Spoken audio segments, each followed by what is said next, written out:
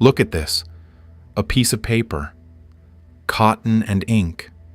Worth what? $1? 20? 100? Doesn't matter. Because what you're looking at isn't money. What you're looking at is frozen energy. And that one sentence, if you actually understand it, will change your financial reality more than any budget, any investment strategy, any hustle or side gig you'll ever try. Consider something. Millions of people are doing everything the right way, working hard, saving, investing, following the playbook. And they're always behind, always chasing, always feeling like money is this slippery thing that never quite stays. That's because they've never been taught what money actually is. Not in any economics class, not in any business school, not in any conventional success framework. Money doesn't behave like an object. It behaves like energy. And the moment you start treating it like energy, understanding its flow, its frequency, its patterns, everything about your financial reality shifts. By the time you finish watching, you will understand the 6 laws that govern how money as energy moves, why it flows towards some people and away from others, why it multiplies in certain hands and evaporates in others, and exactly how to position yourself as someone money moves toward instead of away from. But pay close attention to law number 4. It's going to challenge everything you've been taught about wealth. It's going to sound like the opposite of good financial advice, and it's the single most important reason wealthy people stay wealthy, while everyone else stays stuck in the same cycle. Let's start with the one that changes how you see money forever. The first thing you need to understand, and this is the foundation everything else is built on, is that money is not a reward for hard work. That contradicts everything most people have been told since childhood. Work hard, get paid, earn your living, money is earned, and on the surface it looks true. You go to work, you get a paycheck, cause and effect, simple. But if that were actually the law that governed money, then the hardest working people on earth would be the wealthiest, and they're not. Not even close. The woman cleaning 3 houses a day works harder than most CEOs. The farmer working sun up to sundown works harder than most hedge fund managers. The single mother working 2 jobs works harder than almost anyone in a boardroom. And yet, the money flows in the opposite direction. Why? Because money isn't a reward, it's a mirror. Money reflects your energetic relationship with value, worth, and exchange. It mirrors what you believe you deserve, what you believe is possible, and how freely you allow energy to move through your life. Think about that. Money isn't responding to effort. It's responding to energy. It's reflecting back, with perfect accuracy, what you truly believe about your own value. Notice the pattern. When people feel abundant, not because they have a lot, but because they're in a state of openness and gratitude, money shows up in unexpected ways. A random refund, a surprise opportunity, someone offering to pay for something. And when people feel scarce, when they're gripping, anxious, tight, money seems to drain. Bills appear, things break, expenses multiply. That's not coincidence. That's the mirror. Your financial situation right now, is a perfect reflection of the energy you've been carrying around money. Not your skills, not your intelligence, not your work ethic, your energy. And the liberating part of this law? If money is a mirror, you don't need to chase it. You don't need to hustle harder. You need to change the reflection. And you change the reflection by changing what you're standing in front of the mirror with, your beliefs, your feelings, your energetic relationship with wealth. When you change your energy around money, the mirror has no choice but to show you a different picture. That's law number 1. Money is a mirror, and right now, It's showing you exactly what you believe. The question is, are you ready to believe something different? Now that you understand money as a mirror, the next question is, what exactly is it mirroring? And the answer is your frequency. This isn't abstract. Let's make it concrete. Think about the last time you were stressed about money. Really stressed. Not mildly concerned, but that deep, churning, can't sleep kind of financial stress. Where was it in your body? Probably the stomach, the chest, maybe the jaw. It was tight, constricted, heavy. Now think about a time you felt genuinely abundant. Maybe you just received unexpected money. Maybe you were on vacation and not thinking about bills. Maybe someone was incredibly generous to you. Where was that in your body? Probably lighter, more open, expanded, maybe even in the hands. That tingling sense of receiving. Those two states, constriction and expansion, are the two primary frequencies of money. And you're always broadcasting one of them. The frequency of poverty isn't about how much money someone has. There are people with 6 figures in the bank who broadcast poverty energy every single day, hoarding, worrying, never feeling like it's enough, gripping every dollar with white knuckles. Their bank account says wealthy. Their frequency says poor. And over time, the frequency wins. Always. The frequency of wealth also isn't about how much someone has. It's about how open they are, how freely energy moves through them. The deep, settled belief that there is enough, and that more is always available. Here's the clearest way to identify which frequency you're on. Poverty frequency sounds like, I can't afford that. Money is hard to make. There's never enough. Rich people are lucky or corrupt. I need to hold on to every cent. Spending money feels painful. Wealth frequency sounds like, money flows to me and through me. There's always more where that came from. I'm a good steward of money, and money is a good steward of me. Spending on what matters creates more abundance, not less. And here's the critical point most people miss. You don't get to choose your frequency by thinking the right thoughts. Your frequency is set by your body, not your mind. You can repeat money flows to me 1,000 times, but if your body is clenched with financial fear, your broadcast is fear. Period. The frequency has to be felt to be real. It lives in your nervous system, not your affirmations. So how do you actually shift from poverty frequency to wealth frequency? Not by pretending, not by faking it. By doing the specific work of releasing the constriction in your body that's been holding the old frequency in place. And that starts with understanding where that constriction came from, which leads directly to law number 3. By the time a child is 8 or 9 years old, their relationship with money is already formed. Not by a class or a book, by absorption, by watching, by feeling the energy in their household every time money was discussed. Children don't learn about money. They inherit a frequency around money. If money was a source of tension in the home, arguments behind closed doors, whispered stress, the feeling that there was never quite enough, the child absorbed the frequency. Money is scarce. Money is dangerous. Money causes pain. If money was a source of control, I pay the bills so I make the rules, love being withheld or given based on financial behavior.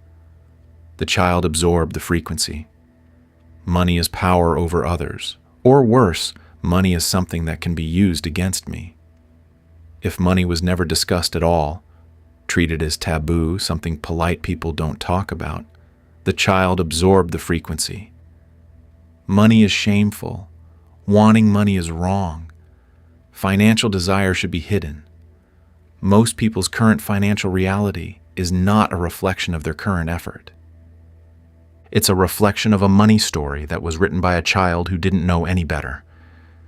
And that story has been running their financial operating system ever since. This plays out in predictable ways.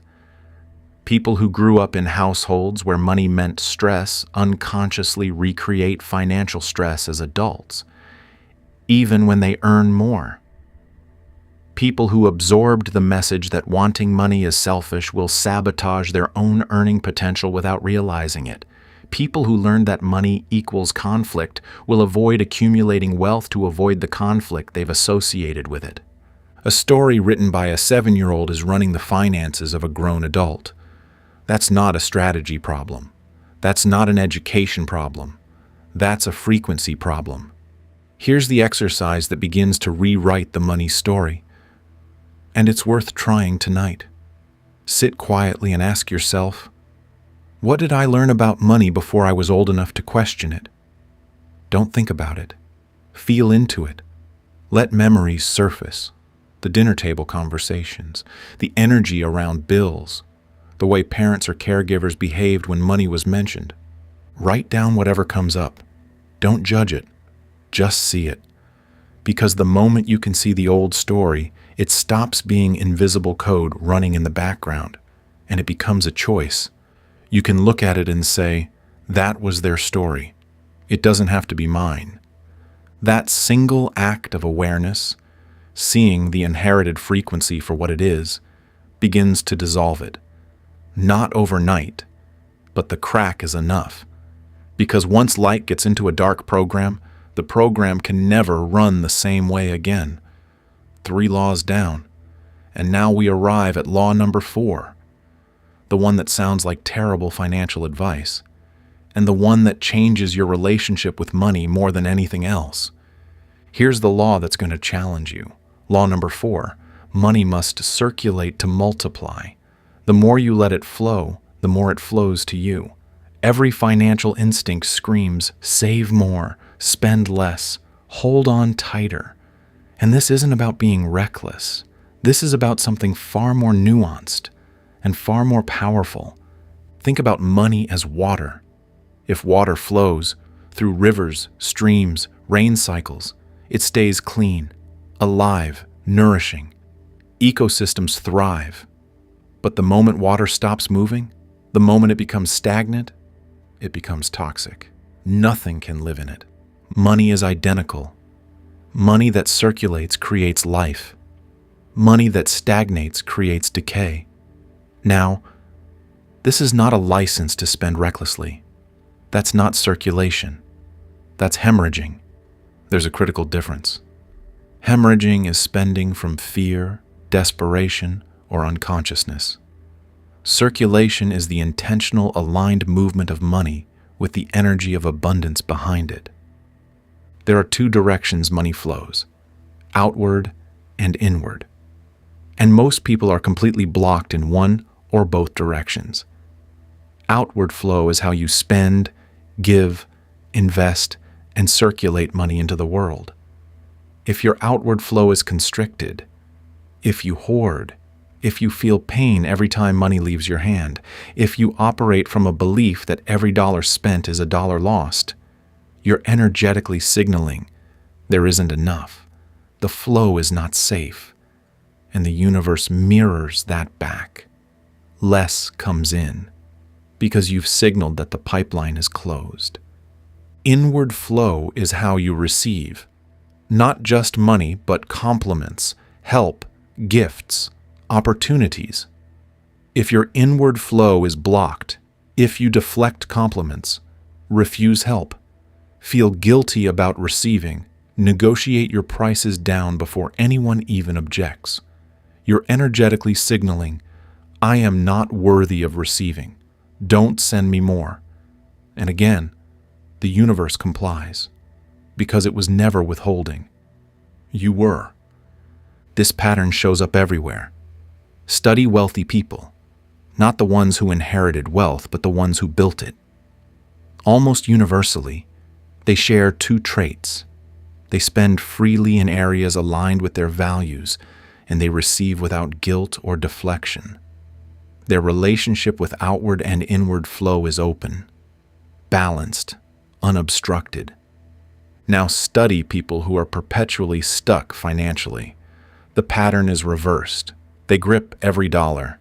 Spending triggers anxiety, and receiving compliments, generosity, opportunity makes them uncomfortable. They deflect, minimize, or feel guilty. Both directions of flow are constricted, and money, like water, will not force itself through a closed valve. The research supports this. Behavioral economists have documented what they call the scarcity mindset, a measurable cognitive state in which financial anxiety causes people to make decisions that perpetuate the exact scarcity they fear. It's a frequency loop. Fear of lack creates constriction. Constriction blocks flow. Blocked flow creates more lack. More lack creates more fear. The circulation principle breaks the loop by deliberately opening the flow, spending with gratitude, receiving without guilt. You override the scarcity frequency with an abundance frequency. And abundance, unlike scarcity, compounds. Here's a daily practice for this. Every time you make a purchase, pay a bill, or spend money in any way, place your hand on your heart and say, internally or out loud, I circulate this with gratitude. I am an open channel for abundance. It takes 3 seconds, and it rewires the constriction response that's been blocking your flow for years. 2 laws to go. And now we need to address something most people in the manifestation space refuse to talk about. This needs to be said plainly, even if it's uncomfortable. Energy work without action is not manifestation. It's daydreaming. There's a version of the money is energy teaching that has become dangerously passive. It says, get your vibration right, feel abundant, align your frequency, and then sit back and wait for money to appear, as if the universe is a cosmic delivery service that just needs the right vibrational address. That's not how energy works, not in physics, not in nature, not in anyone's bank account. Energy, by definition, is the capacity to do work. That's the literal scientific definition. Energy isn't stillness. Energy is movement. Energy is action. Energy is force applied in a direction. Here's how this actually works when you stop separating the spiritual from the practical. Your frequency determines what shows up. Your action determines whether it lands. Think of it like a radio signal. Your frequency tunes you to a specific station. Opportunities, ideas, connections, resources. They start broadcasting to you on that frequency, but you still have to hear them. You still have to respond. You still have to do something with what arrives. The person who aligns their frequency and then sends the email, that's manifestation. The person who aligns their frequency and then takes the meeting, that's manifestation. The person who aligns their frequency and then starts the business, makes the call, submits the proposal, has the conversation, that's manifestation. The person who aligns their frequency and then sits on their couch waiting for a check to fall from the sky, that's a person who fundamentally misunderstands what energy is. The principle is simple. Your inner work opens the doors. Your outer work walks through them. You need both. And the real power, the extraordinary results, happen when they're synchronized. When your frequency and your action are pointing in the same direction, you become genuinely unstoppable. Not because you're forcing outcomes, because you're flowing with the energy instead of against it. The daily practice looks like this. Do the inner work, the frequency check, the circulation practice, the story awareness, and then ask one question. What is one aligned action I can take today that the highest version of me would take?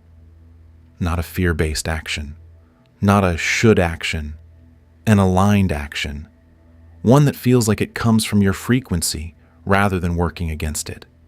Some days that's a bold email. Some days it's raising your prices. Some days it's investing in something that feels uncomfortable. And some days it's resting. Because rest, when genuinely aligned, is an action of trust. It signals, I am so confident in the flow that I don't need to force anything today. Energy plus aligned action. That's the formula. Not one or the other. Both. Always both. Law number 6 is the one most people refuse to look at, and that refusal is precisely what gives it power.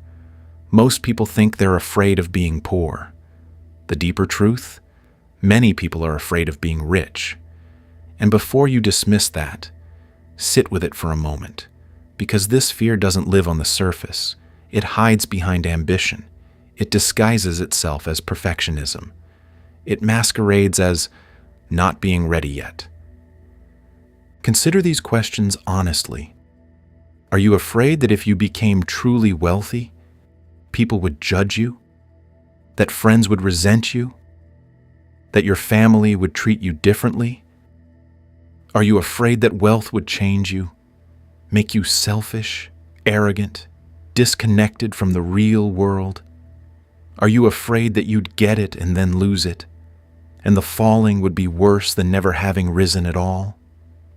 Are you afraid that deep down, you don't actually deserve it?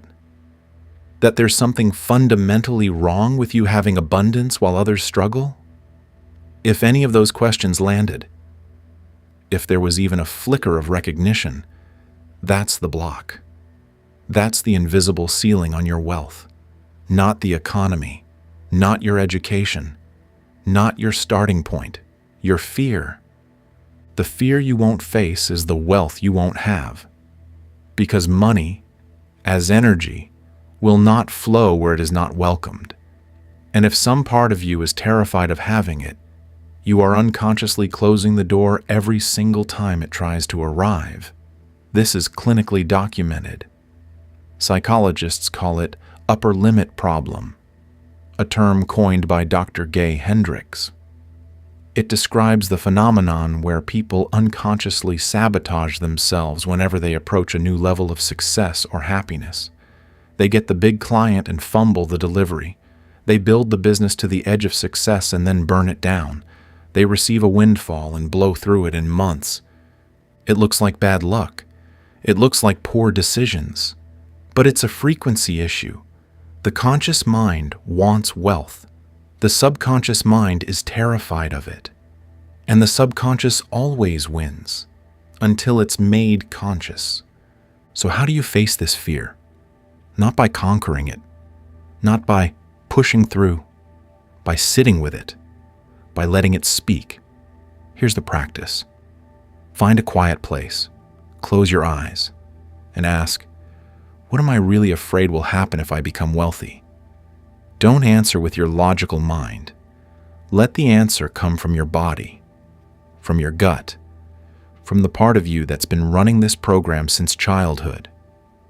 And when the answer comes, and it will, often surprisingly fast, just witness it. Don't argue with it. Don't dismiss it. Just see it. I'm afraid people will leave. I'm afraid I'll become someone I don't recognize. I'm afraid I don't deserve this. Then gently, the way you'd speak to a child, address that part. I see you. I understand why you're afraid, but I'm ready now. I'm ready to welcome what's mine, and it will be okay. That conversation, that 5-minute conversation with your own fear, will do more for your financial future than a year of hustle culture ever could, because you're not changing a strategy.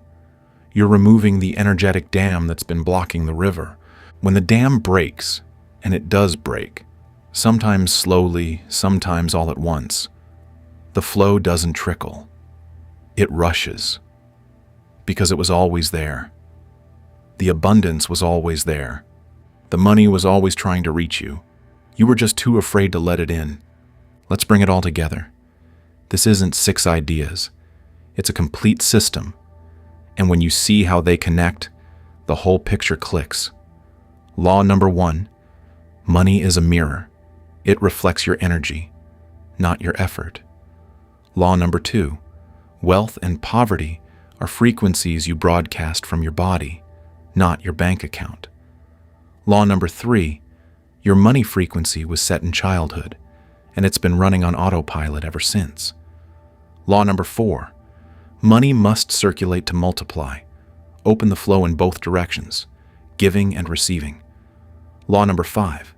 Energy without action is fantasy. Align your frequency, then move. Law number 6. The fear you won't face is the wealth you won't have.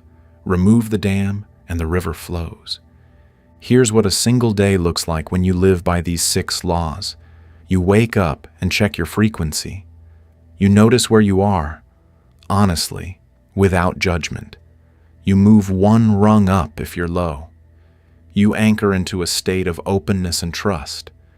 When you spend money, you circulate it with gratitude instead of gripping it with fear.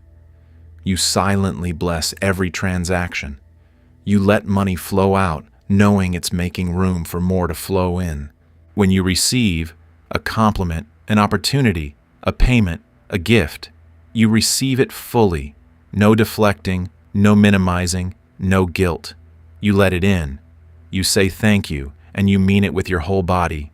You take one aligned action, not a forced one, not a desperate one action that the wealthiest version of you would take, with calm, with clarity, with the energy of someone who already knows it's all working out. And in the quiet moments, before bed, in the shower, in the pauses between tasks, you check in with your fear. You make space for it. You let it be seen.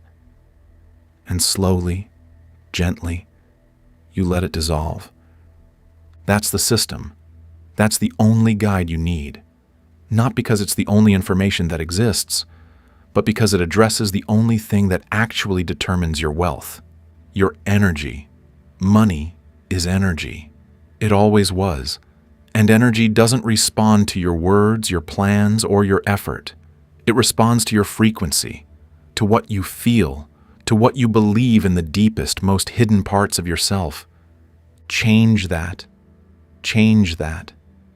And the money isn't something you chase anymore.